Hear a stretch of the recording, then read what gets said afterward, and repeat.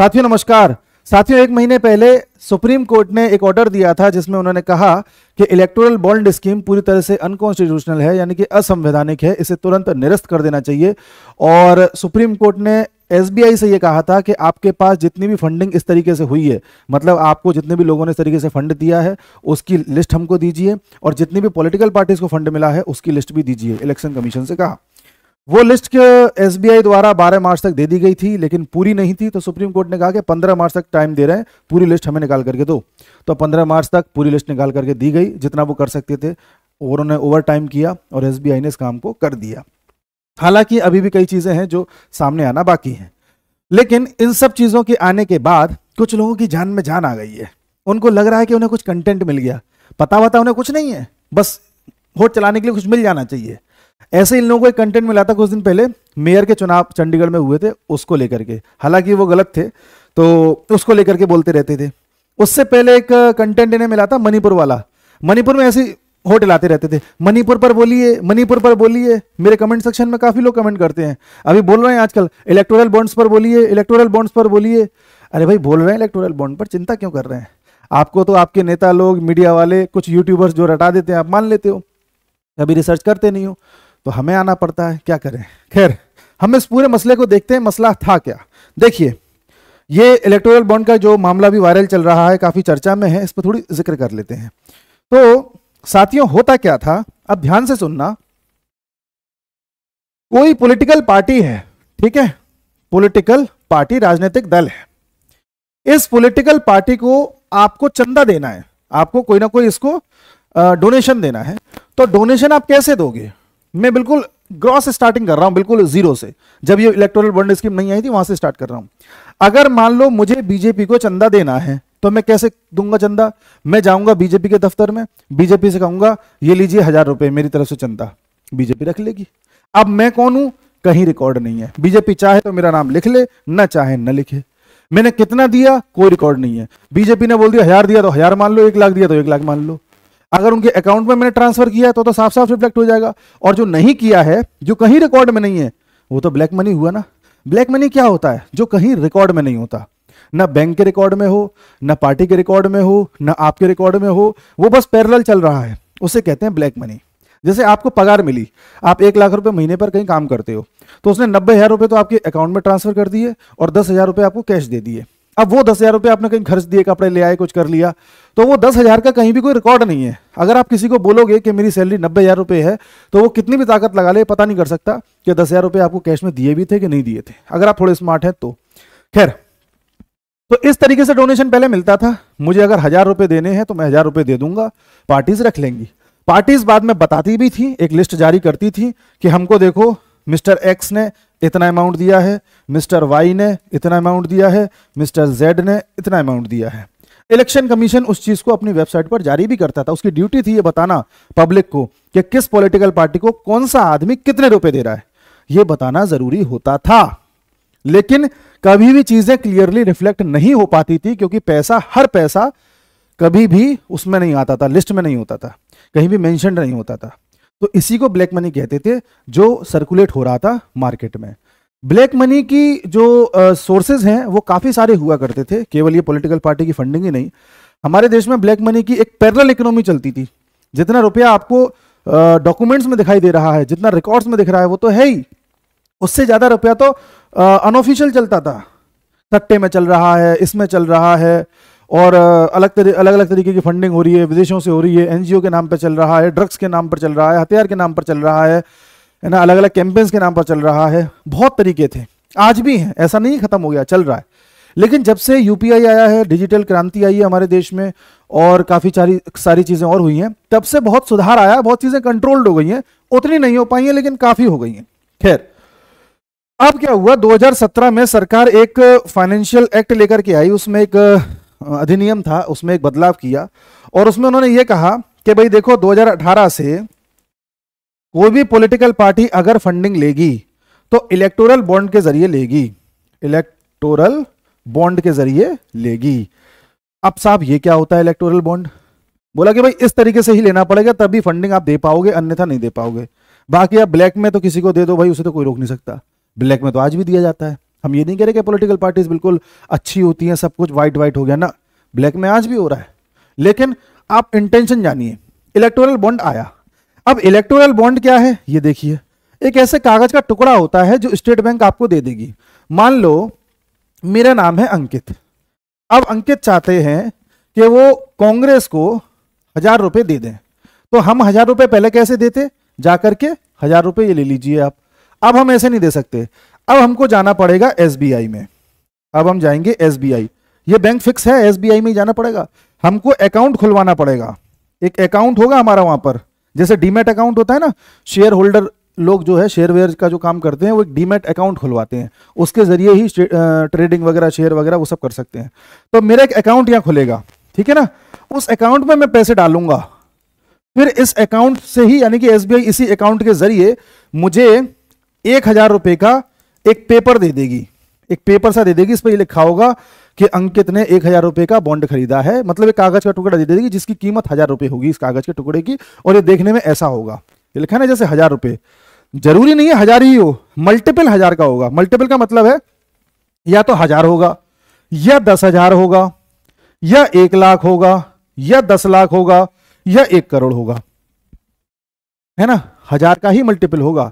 मैं सोचूं 100 रुपए का ले लूं बॉन्ड, नहीं मिलेगा, 500 का ले लूं नहीं मिलेगा, 1000 मिनिमम है, 1 करोड़ तक आप जा सकते हो। तो मुझे कागज का टुकड़ा बैंक पकड़ा देगी कि साहब आप ये कागज का टुकड़ा ले लीजिए। अब मेरे पास कागज का टुकड़ा आ गया, मैं ये कागज का टुकड़ा देने जाऊंगा कांग्रेस को। मैं कांग्रेस को क्या दे रहा हूं, कागज का टुकड़ा। इस कागज के टुकड़े का नाम है बॉन्ड। मैंने कांग्रेस को ये बॉन्ड दे दिया।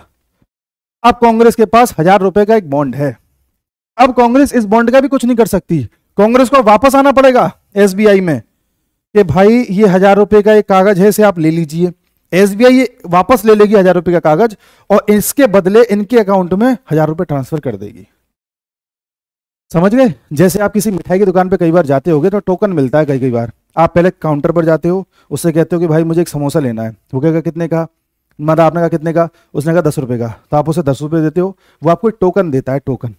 तो वो जो टोकन उसने दिया इसी को बॉन्ड कहते हैं। उस टोकन की पहचान है कि एक समोसा। अब आप लेकर के उसे दूसरे काउंटर पे जाओगे, उसे वो टोकन दे दोगे, वो आपको समोसा दे देगा। अब वो टोकन वापस वहीं पहुंच गया उसके पास।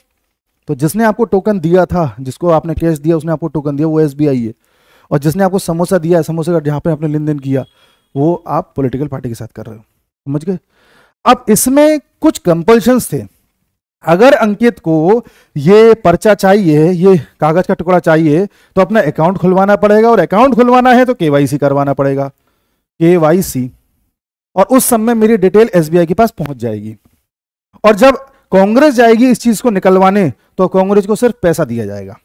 कांग्रेस को नहीं पता कि 1000 रुपए अंकित ने दिए हैं कि किसने दिए हैं, बस इतना रिकॉर्ड रहेगा कि हाँ 1000 रुपए कांग्रेस के पास गए हैं। आप समझ गए बात को? तो इससे एक चीज ये हो रही है कि कम से कम ये पता तो है देने वाला कौन था, दिया कितना था, लेने वाला कौन है, और उसके अलावा ये भी नहीं पता लेने वाले को कि दिया किसने। इसके कुछ फायदे हैं।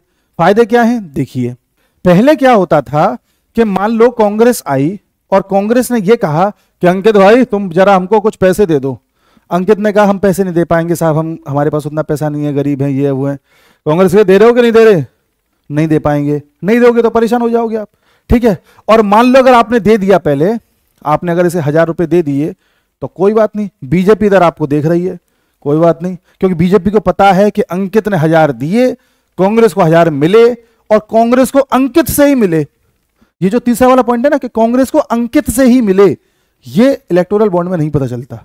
यहां बीजेपी ये पता कर सकती है कि अंकित से ही मिले हैं, ठीक है। अब हुए चुनाव, और चुनाव में बाय द वे बीजेपी जीत गई। बीजेपी जीत गई, या इनका कोई एमएलए जीत गया, एमपी जीत गया, कोई भी जीत गया। जीतने के बाद ये क्या करेगा, सबसे ज्यादा इसे परेशान कर देगा। क्यों परेशान करेगा? बड़ा पैसे वाला बन रहा था ना, कांग्रेस को पैसा दे के आया ना, अब तेरे को हम देखते हैं, ला इसका टैक्स दे, ये दुकान यहां तक लगा रखी है, इस दुकान को ये गलत तरीके से है, इसे हम तोड़ देंगे। तुमने ये जो घर बना रखा है गलत तरीके से है, इसे हम तोड़ देंगे। ये सब किया जाएगा। आप ये जांच लगा देंगे, वो जांच लगा देंगे। परेशान कर दिया अंकित को। इसी को कहते थे वेंडेटा पॉलिटिक्स, ठीक है, जिसको खत्म करने के लिए ये स्कीम लाई गई थी, ताकि ये गोपनीयता बनी रहे कि पैसा देने वाला किस पार्टी को दे रहा है। ये तो पता है कि दे रहा है, किसको दे रहा है कुछ पता नहीं।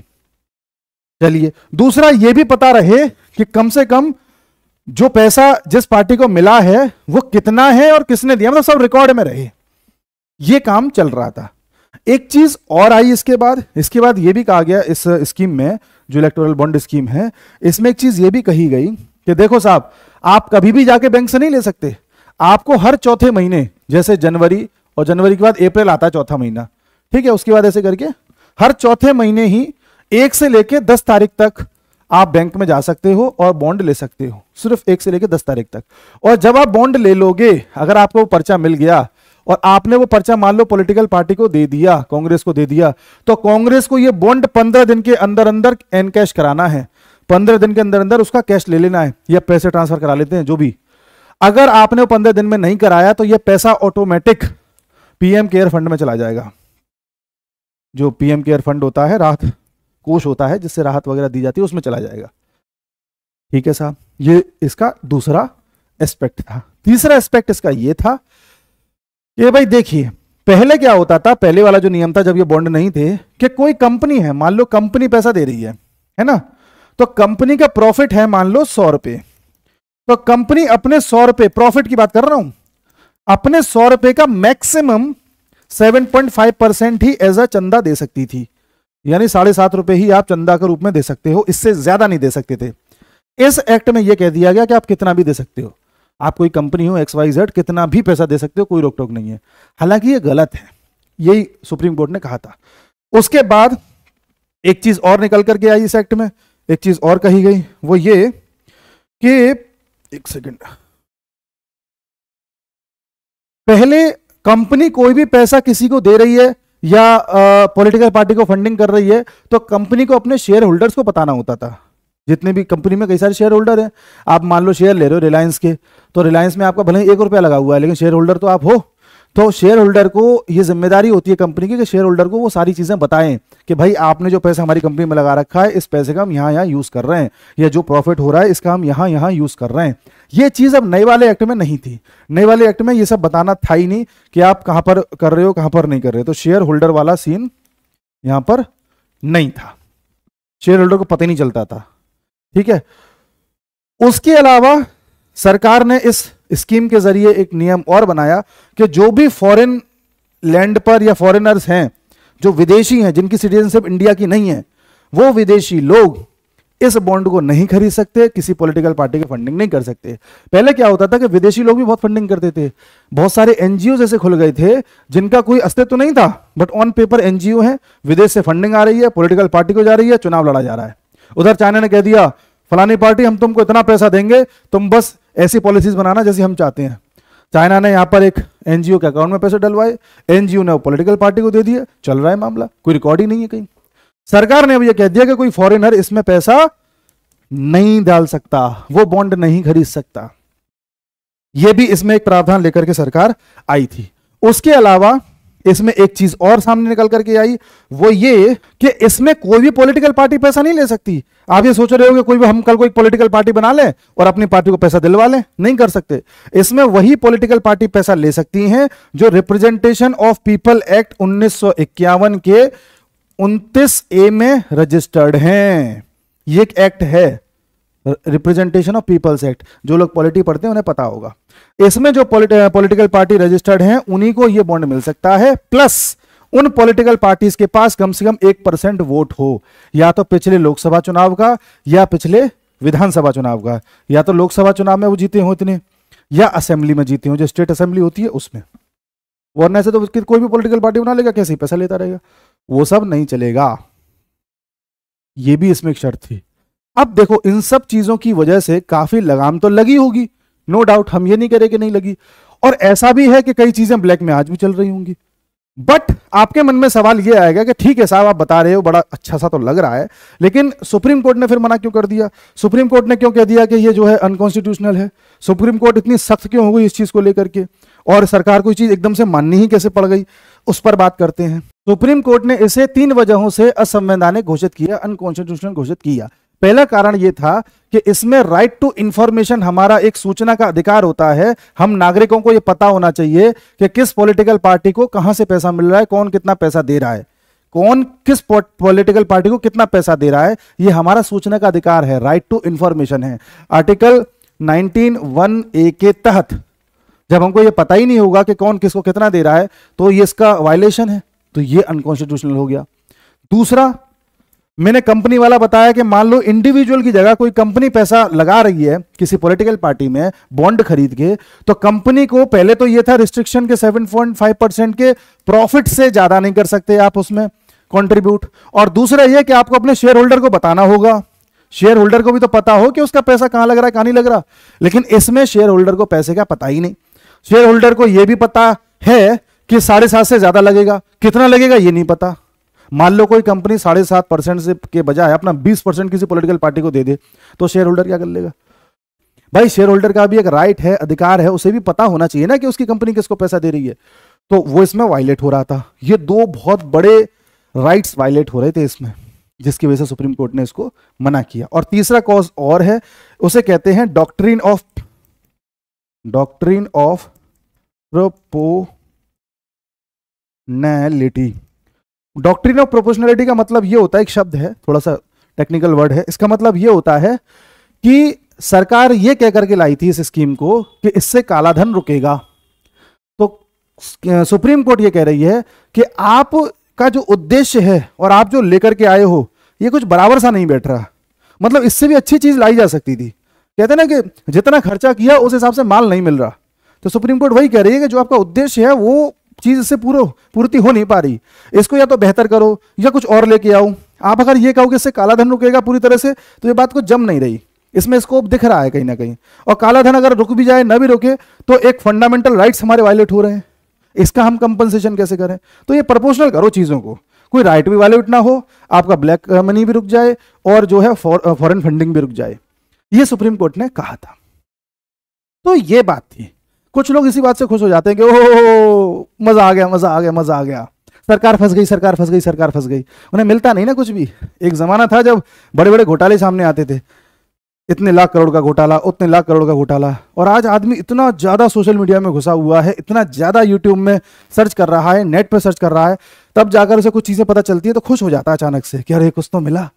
और उस कुछ मिलने पर सर्च तो करता नहीं है आदमी। अगर खुद रिसर्च करे तो पता चले, ठीक है गलती हो सकती है, सरकार का कदम उतना अच्छा नहीं हो सकता, बिल्कुल गलत हो सकता है, क्या गलती है उसमें, इससे बेहतर कुछ हो सकता है किया जा सके। अब वो सरकार जाने, और हमारी ड्यूटी है कि हमें भी पता हो कि वो चीज क्यों हो रही है, हम भी नागरिक हैं इस देश के। अब सुप्रीम कोर्ट ने यह कहा था कि भाई एसबीआई, ये जिम्मेदारी तुम्हारी थी ना कि सारे ट्रांजैक्शन वगैरह तुमको देखने। अब तुमको कितने लोग बॉन्ड लेने आए थे ये बताना है, और तुमसे कितनी पॉलिटिकल पार्टी पैसा लेने आई थी या बॉन्ड को एनकैश कराने आई थी ये बताना है। तो एक तरफ से तो पॉलिटिकल पार्टी के नाम बताओ कि किस पॉलिटिकल पार्टी को कितना पैसा गया, और दूसरा ये बताओ किस कंपनी ने कितना पैसा दिया। हालांकि इसमें यह पता नहीं चल पाएगा कि किस कंपनी ने किस पॉलिटिकल पार्टी को दिया, ठीक है ना। ये तो पता चल जाएगा कि अंकित ने 1000 रुपए दिए, और यह भी पता चल जाएगा कि कांग्रेस को 1000 रुपए मिले, पर यह क्रॉस वेरीफाई नहीं हो पाएगा कि 1000 रुपए जो कांग्रेस को मिले ये अंकित ने दिए या किसी और ने दिए। आप समझ रहे हैं? लोग एक बात से और खुश हैं कि रिलीज हुआ है लिस्ट। वो लिस्ट है कि 2017-18 से 2022-23 तक, एक्चुअल में ये 19 से है, ठीक है ना, 2019 से 2022-23 तक। अभी एक साल का रिकॉर्ड दिया नहीं है एसबीआई ने। तो पिछले लगभग 4 साल में सबसे ज्यादा जो फंडिंग मिली है वो मिली है बीजेपी को, और ये मिली है 6000 करोड़ के आसपास, 6500 करोड़ के आसपास। कांग्रेस को मिली है 1100 करोड़ के आसपास, टीएमसी को मिली है 1000 करोड़, फिर बीजेडी है, डीएमके है, बाकी पार्टीज है। लोग कह रहे देखो बीजेपी को कितना पैसा मिल गया, बीजेपी को कितना पैसा मिल गया। अरे बिल्कुल मिल गया, ज्यादा नो डाउट मिल गया। हम कह रहे हैं 6500 क्या 50,000 करोड़ होता तो इसमें गलत क्या था? आप ये बताइए इसमें गलत क्या है? देने वाले का पता है, ऑन रिकॉर्ड है एसबीआई के पास, लेने वाले का पता है, ऑन रिकॉर्ड है एसबीआई के पास, तो गलत क्या है? यही तो बात है जो प्रोपेगेंडा चलाते हैं, दिमाग में ऐसा भर देते हैं कि ज्यादा मिल गया, ज्यादा मिल गया, ज्यादा मिल गया, अरे ज्यादा मिल गया, मिल गया। कोई आदमी मान लो अमीर हो रहा है तो हम उसको पता नेगेटिव तरीके से देखने लग जाते हैं, और ये तो बड़ा पैसे वाला हो गया, पैसे वाला हो गया, पैसे वाला हो गया, हो गया, हो गया, उसकी मेहनत कर रहा है, इन्वेस्टमेंट कर रहा है। और पॉलिटिकल पार्टी में तो चलो मैंने मान लिया इसको ज्यादा पैसा मिला, तो ज्यादा लोगों ने इसलिए दिया क्योंकि देश की क्या दुनिया की सबसे बड़ी पार्टी है, सबसे पावरफुल पार्टी है, इस वक्त पावर में है। दूसरा, सबसे ज्यादा एमपी हैं, एमएलए भी अच्छे खासे हैं, अच्छा खासा संगठन है, अच्छा खासा स्ट्रक्चर है, तो पैसा तो मिल सकता है। और ऐसा भी अंतर नहीं है कि भाई ये 6000 करोड़ है बाकी सब 100 करोड़ के आसपास हो, ये 1000 है ये 6000 है, ये भी तो देखना होता है ना। इनके कितने एमपी हैं वो भी देखने होते हैं, इनके कितने एमपी हैं ये भी देखने होते हैं। एक बट मैं किसी को ये नहीं कह रहा कि बीजेपी ने अच्छा किया बुरा किया, मैं तो ये कह रहा हूं उसके प्लस हो सकता है कि काला धन भी हो, मैं उसको नकार नहीं रहा, बट मेरे पास काले धन का प्रूफ भी नहीं है, तो मैं इसको ठोक के भी नहीं कह सकता कि ऐसा हो गई होगा। बट बीजेपी को ज्यादा मिल रहा है तो उसमें दिक्कत क्या है? उगते सूरज को हर कोई सलाम करता है। कांग्रेस जब सरकार उसमें थी, कांग्रेस पार्टी सरकार में थी, तब उसको ज्यादा मिलता था। आप भी उसी इंसान का वीडियो ज्यादा देखते हैं ना जिसके व्यूज ज्यादा हो, जिसके सब्सक्राइबर ज्यादा हो, कोई नए पर्सन को थोड़ी देखना चाहता है। जाहिर सी बात है, तो दुनिया की रीत है। कल को बीजेपी पार्टी सरकार में नहीं रहेगी तब उसको शायद उतना ना मिले, तो इट्स फैक्ट। इसमें कौन सी बड़ी बात है? इसको क्यों इतना हाइप बना देते हैं कि अरे कितना ज्यादा हो गया, कितना ज्यादा हो गया। अब मैं आपको एक रिकॉर्ड दिखाता हूं कि ये जो चीज है ये किस प्रकार से पेश करी जा रही है।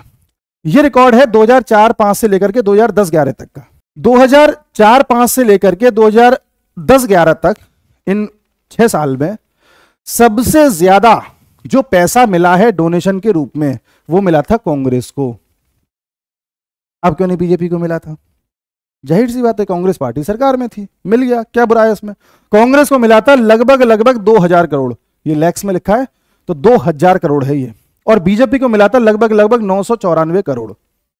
ठीक है, उसके बाद बाकी पार्टीज को मिला था, बीएसपी को मिला था 438 करोड़, सीपीआई को मिला था लगभग 8 करोड़ के आसपास, ठीक है ना, और फिर सीपीएम को मिला था, फिर एनसीपी को मिला था। बहरहाल कांग्रेस को ज्यादा था, बीजेपी को कम था। अब इसमें क्या बुराई है? कोई बुराई नहीं है, मिल गया था। बट इसमें एक लूप होल है, इसमें आप एक चीज पता नहीं लगा सकते कि ऑथेंटिसिटी क्या है। किसी ने कहा कि भाई ये चीज मुझे रमेश ने दी, क्या गारंटी है कि रमेश ने ही दी है? हो सकता है सुरेश ने दी हो, आप तो मैनिपुलेट कर सकते हो ना। यहां पे मैनिपुलेशन का चांसेस था, लेकिन जो एसबीआई ने दी है वो मैनिपुलेट कर ही नहीं सकते आप।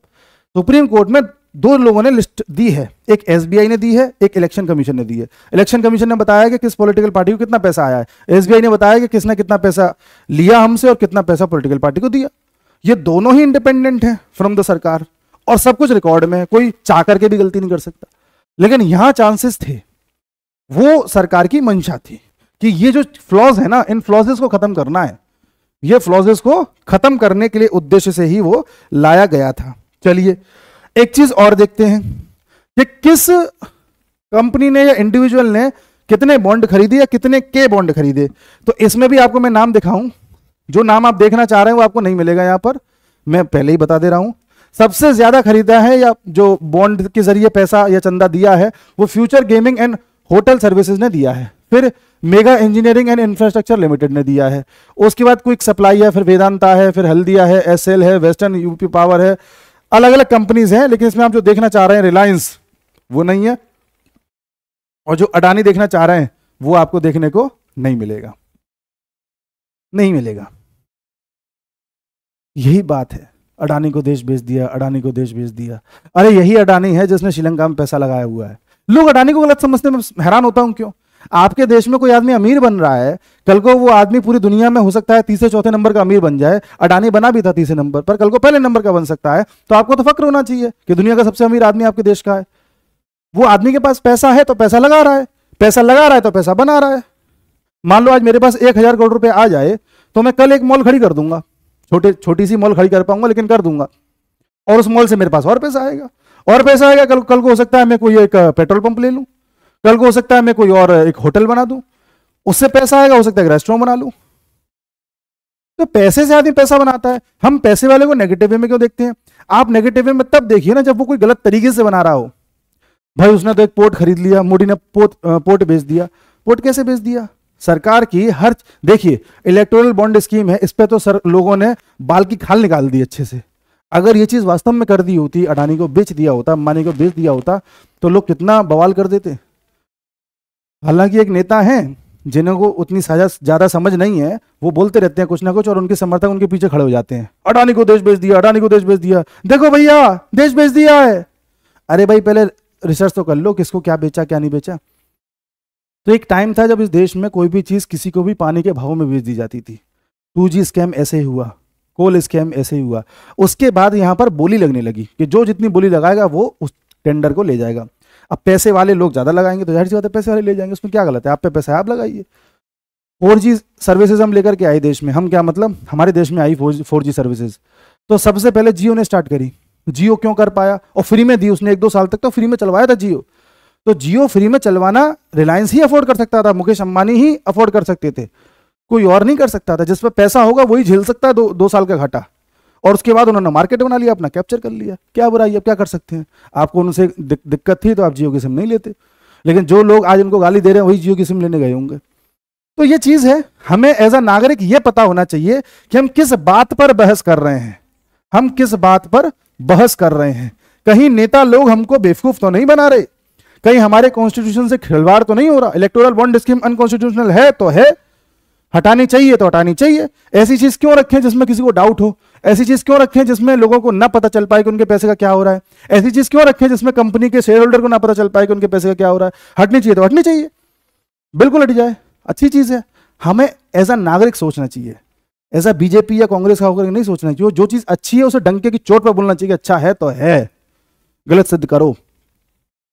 तो मैं यही कहना चाह रहा था इस पूरे टॉपिक के माध्यम से कि हमें इन सब चीज़ों में क्लैरिटी रखनी चाहिए। अब हम मिलेंगे अगले टॉपिक पे, तब तक के लिए नमस्कार।